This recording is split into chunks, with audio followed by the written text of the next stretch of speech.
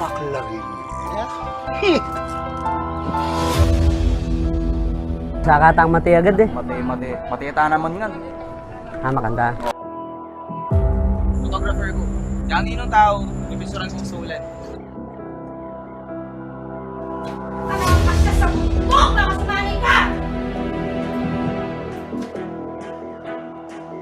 Tako kari darang bengin yan. Luto lang ka no. Sika ako pa. Kung tricycle driver ko pa. Bro, paulit ng sir dito ang gawa mo.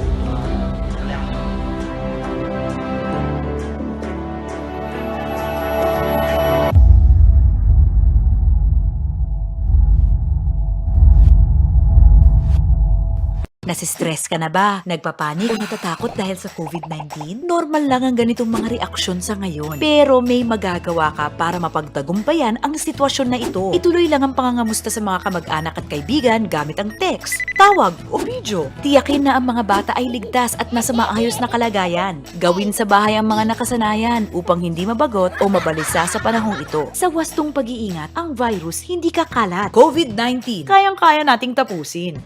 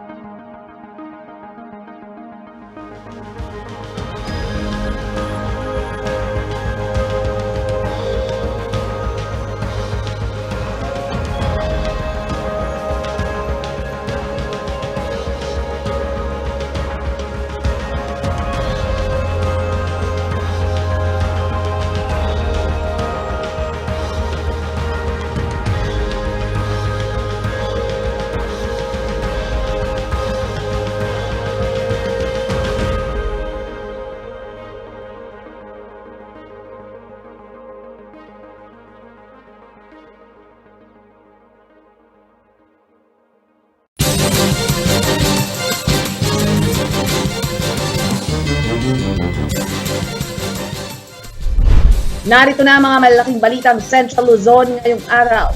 Bilang ng aktibong kaso ng COVID-19 sa Pampanga, 2,763 na. Pandemic-related project na papasok sa election ban, dapat daw magkaroon ng exemption. Director ng Bataan Peninsula State University patay sa road crash. At ilang kabalen, hindi na nga ba kilala si Jose Abad Santos. Maya Pabay, Pampanga, magandang gabi Central Luzon. Ako si Nicolette Henson Hizon. Narito na ang mga nangungulat at balita ng CLTV News. Naitala sa 2,763 ang bilang ng aktibong kaso ng COVID-19 sa Pampanga as of May 6, 2021. Bunsod ng patuloy na paglobo ng kaso, higit na pinaigting ang testing sa mga senior citizen at identified close contacts. Ang COVID-19 situation sa Pampanga at alamin sa ulat ni Rainiel Pawit.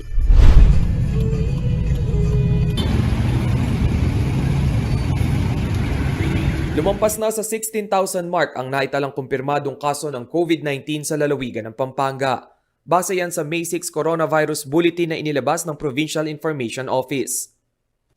Sa nasabing araw, 194 na bagong kaso ang naidagdag sa listahan, kung kaya't umabot na sa 2,763 ang active COVID cases sa probinsya. Kaya naman ang ilang kabalen na tulad ni Jeric Manabat nananawagan na sa lahat ng residente ng lalawigan na sundin ang itinakdang health at safety protocols ng Department of Health. Iwasan na rin umano ang pagdaraos ng mass gathering na siyang pagsisimula ng virus transmission. Magkaka-COVID yan, nagsama-sama sila eh.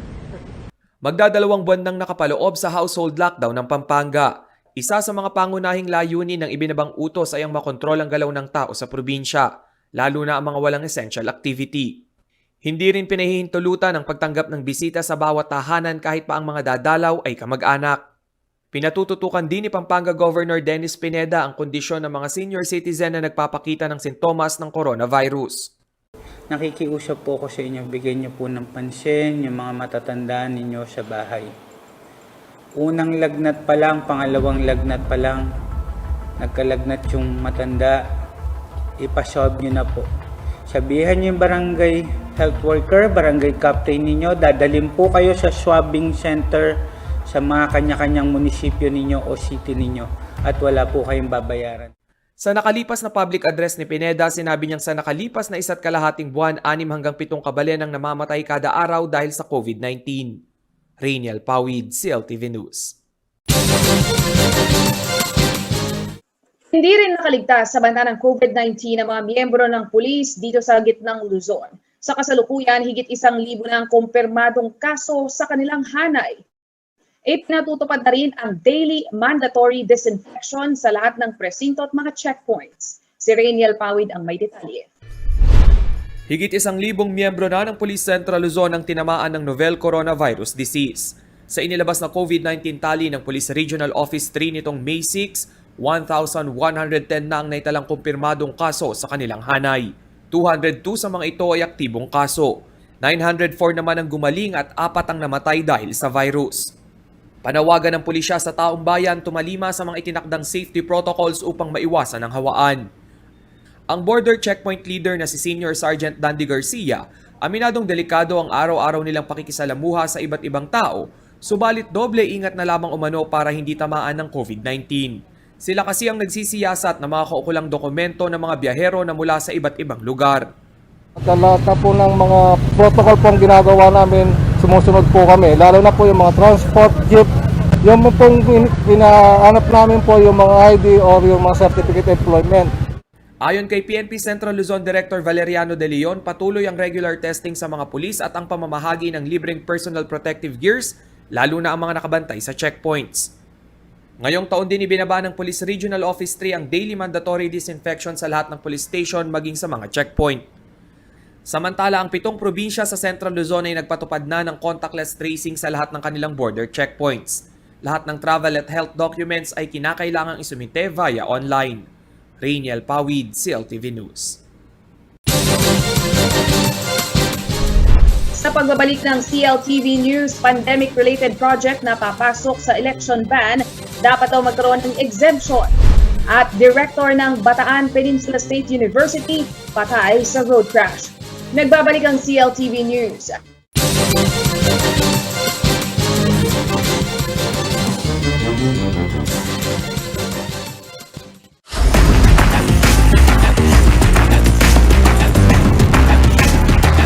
Choose 3, 2, 1.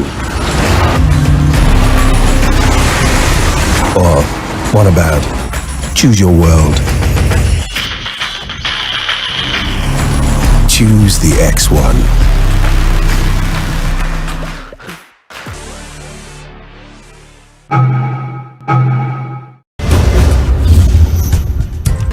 Ang wasto at regular na paghuhugas ng kamay ay ang pinakamabisang paraan para makaiwas sa COVID-19. Sundin lamang ang mga simpleng hakbang. Hugasan ang inyong mga kamay gamit ang sabon at tubig. Kuskusin mabuti ang inyong mga kamay. Magsimula sa palad hanggang sa pagitan ng mga daliri at likod ng kamay. Gawin ito sa loob ng 20 segundo. Banlawang mabuti ang inyong mga kamay at patuyuin ito gamit ang malinis na tuwalya. Laging tandaan, ang tubig ay sandata laban sa COVID-19. Ugaliing maghugas ng kamay sa wastong pamamaraan. Ang paalalang ito ay hatid sa inyo ng Prime Water.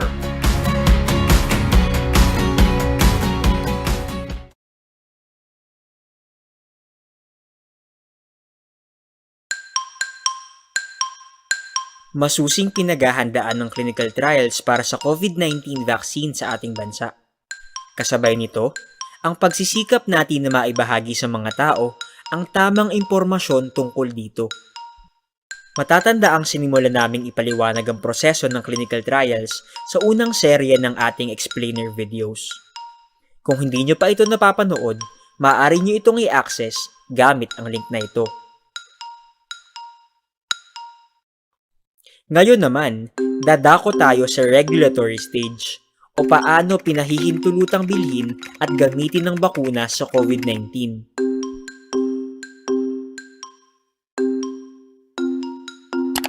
Sa panahon na may pandemya at walang aprobadong bakuna o gamot para sa isang sakit gaya ng COVID-19, ang isang bakuna na nasa phase 3 clinical trial na kinakitaan ng magandang datos batay sa di bababa sa kalahati ng itinakdang bilang ng kalahok o tinatawag na interim data ay ang mga bakunang maaaring mag-apply ng Emergency Use Authorization o EUA. Ang EUA ay pansamantalang pahintulot sa limitadong paggamit ng bakuna. Ang paggamit nito ay may sinusunod na pamantayang itinalaga ng Food and Drug Administration or FDA.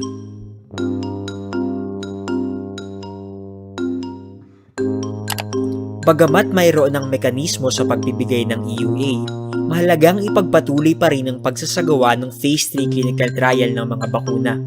Sapagkat, una, mabibigyan lamang ng Certificate of Product Registration o pahintulot na maibenta sa publiko ang isang bakuna kung may kumpleto na itong datos ng Phase 3 clinical trial. At pangalawa, maaaring bawiin ng FDA ang EUA sakaling magkaroon ng tinatawag na serious adverse events bilang resulta ng pagbabakuna.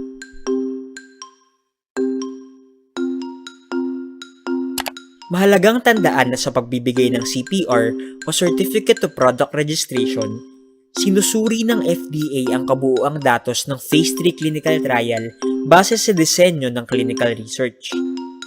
Ibig sabihin, hindi lamang limitado ang pagsusuri sa resulta na nakuha mula sa Phase 3 clinical trial na ginawa sa Pilipinas. Sakaling may trial size din sa ibang bansa. Dagdag pa rito, maaari ring mag-apply ang ibang vaccine developers ng EUA at sa kalaunan ng CPR sa Pilipinas, kahit wala silang clinical trials na isinagawa sa bansa. Basta kumpleto ang maisusumitin nilang mga dokumento mula sa pre-clinical trial hanggang sa phase 3 clinical trials, base sa hinihingi ng FDA.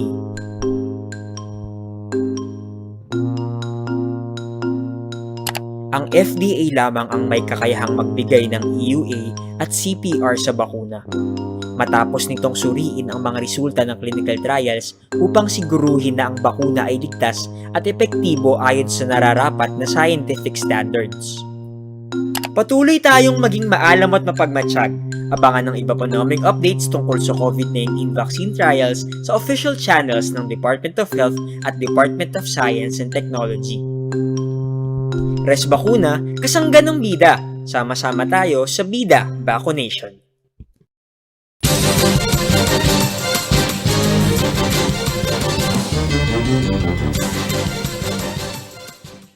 Nagbabalik ang CLTV News at sa iba pang mga naunang balita. Naikalendaryo na ng Commission on Elections na simula March 25, 2022, iiral ang ban sa release at disbursement ng public funds kaugnay ng pagpapatupad ng mga proyekto ng gobyerno na makaapekto sa botohan na mangyayari sa susunod na taon. Git naman ng dating COMELEC chairperson na si Attorney Christian Monsod, sa panahon ngayon ng pandemya, maaari itong magkaroon ng exemption. Sa kabila ng pandemya, ang mga proyektong pang-infrastruktura, mapanasyonal man yan o ng mga lokal na pamahalaan dito sa Central Luzon, kapansin-pansin na sabay-sabay na itong tumitindig isang taon bago mangyari ang COMELEC ban sa disbursement or expenditures of public funds sa mga infrastruktura o mga proyekto ng gobyerno bago ang election period. Ito'y sa ilalim ng COMELEC Resolution number 10429 ng Omnibus Election Code.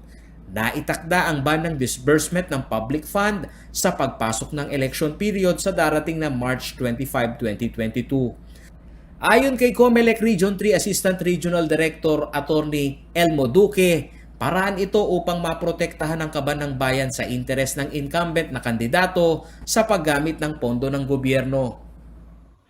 Una, para hindi magamit yung resources ng gobyerno sa kampanya o pang-personal na campaign na benefit or election benefit ng isang kandidato na nakaupo. matakit mo, gagamitin na lahat ng resources ng gobyerno. Yeah. Lugi-lugi yung hindi nakaupo. Mulat naman umano dito ang ilang lokal na opisyal ng gobyerno kaya bago pa umabot ang ban, ang bidding process ng proyekto ay naitutulak na. Ang ginagawa kasi nila niyan, yung before the prohibition, naikwan na yan, napabait out na yan. Although yung execution, nasa tandaan natin, ang pinagbabawal lang yung release and disbursement of public funds.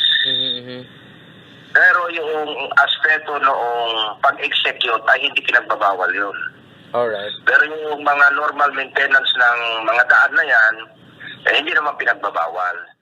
Sa kabilang banda, paliwanag naman ni former COMELEC Chair Attorney Christian Monsod, may exemption pa rin sa mga usapin ng greater welfare ng publiko, lalo't kung ang proyekto ay may kaugnayan sa pag-akto sa pandemya. Well, you know to accept that kasi anong gawin mo, there will always be loopholes, right? But sa akin naman, as long as the needs of the poor are served, yung mga exception na nakalusot pa, pwede, ituloy pa rin yung tulong sa dapat sa mahihirap. You cannot say, hindi, kasi ito, loophole, and so dapat para lahat yan. That's not correct. They're talking about the common good, right? Sinabi ni Monsod na mulat na ang mga kabataang botante sa estilo ng mga politiko na tila inaaring ganap ang mga proyektong pinondohan ng gobyerno.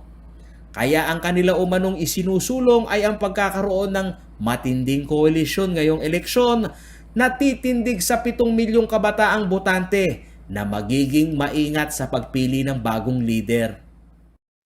Every administration since EDSA has failed in delivering the radical social change we promised to the poor. So now we're passing the baton to the youth. And we're saying, it's your turn. We restored democracy, you do social change. And that starts with free, fair elections, where one vote, when protected, one vote, when collated or collected, one vote that is respected is the essence of our democracy. Paulo G. Santos, CLTV News. Sa ibang balita, patay ang isang university director sa Bataan matapos sumalpok ang sinasakyang SUV sa isang dump truck sa kahabaan ng Roman Expressway sa bayan ng Abukay. Mistulang latang niyuki ang sinasakyan ng biktima, kung kaya't nagtamo ito ng malalang injuries sa katawan na naging dahilan ng kanyang pagkasawi. Si Rainiel Pawid ang may balita. Dead on the spot ang isa sa mga direktor ng Bataan Peninsula State University o BPSU matapos ang kinasangkutang road crash sa Roman Expressway sa bahagi ng Barangay Laon sa bayan ng Abukay nitong Huwebes ng gabi. Kinilala ang biktima na si Jose Paulo Tuazon, 37 anyos, direktor ng Auxiliary and Entrepreneurial Services ng BPSU at residente ng Doña Francisca, Balanga City. Batay sa investigasyon ng pulisya, lula ng biktima ng kanyang SUV at pauwi sa Balanga City. Hindi umano nakapagpreno ang direktor dahilan upang sumalpok ang kanyang sasakyan sa likurang bahagi ng dump truck. Nagkayupi-yupi ang sasakyan ng biktima at nagtamo ng malalang injury sa katawan, rason upang bawian agad ito ng buhay. Kasong reckless imprudence resulting to death and damage to property ang kinakaharap na kaso ng driver ng truck na nasa kustodiya na ngayon ng Abukay PNP. Rainiel Pawid, CLTV News. Sa pagbabalik ng CLTV News, ilang kabalen hindi na nga ba kilala si Jose Abad Santos at employment rate sa construction industry tumaas ngayong buwan ng Marso ayon sa PSA. Manatiling nakatutok at magbabalik ang CLTV News.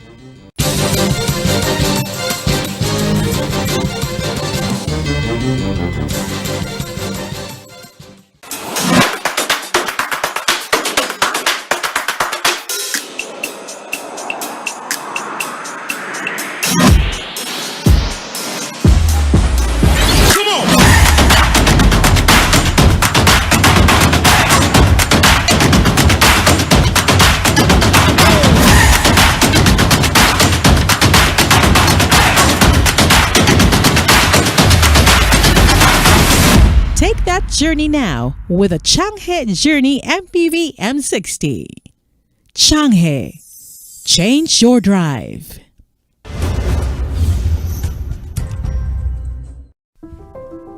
Minamahal kong ina, nais kong magpasalamat sa mga turo mo sa akin. Tinuruan mo akong harapin ang anumang pagsubok. Magkaroon ng kumpiyansa na makamit ang aking mga pangarap at kung paano magmahal ng walang pasubali. Salamat sa iyong gabay at suporta. Lagi kang nandyan sa bawat yugto ng aking buhay. Hinubog mo ako upang gumawa ng tamang pagpapasya. Nananatili kang matatag sa kabila ng mga hamon at hindi ka kailanman sumuko sa iyong pamilya. Maraming salamat sa iyo, Nanay. Ang paghanga ko sa iyo ay walang hanggan. Gayon din ang aking pagmamahal, walang katapusan.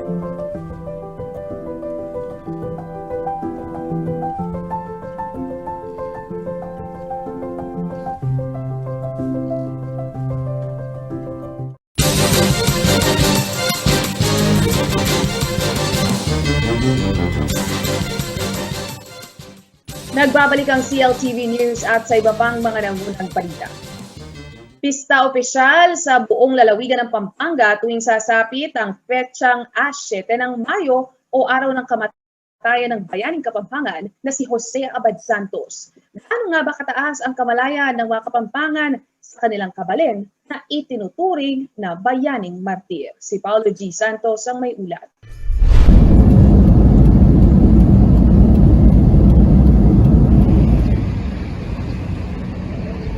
Kada 7 ng buwan ng Mayo, ginugurita ang kamatayan ng Kapampangan na bayani na si Jose Abad Santos.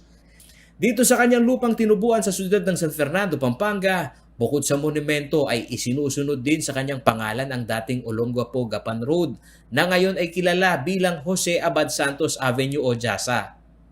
Inusisa ng CLTV News Team ang kamalayan ng kanyang mga kabalin na siyang naghahanap buhay sa kahabahan ng highway.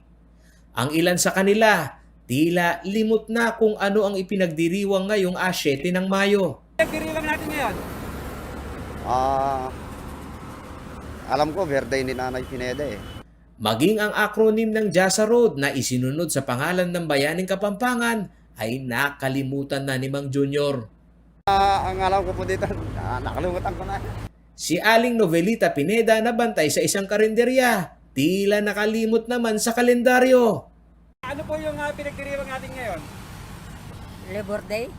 At ang pagkakakilala umano sa bayaning si Jose Abad Santos. Sino po si Jose Abad Santos? Sa may-ari ng ospital. Si Abad Santos. May-ari ng ospital? Opo, General Hospital. Ang manggagawang si John Masinas, ang alam lamang ay ang katotohanan na double pay ngayong araw. Pero kung bakit idiniklarang pista opisyal, sagot niya. Ano po yung pinagdiriwang po natin ngayon? Holiday, sir. Holiday? Ano yung holiday natin ngayon? Hindi ko alam, sir. Sir? Hindi ko alam, sir.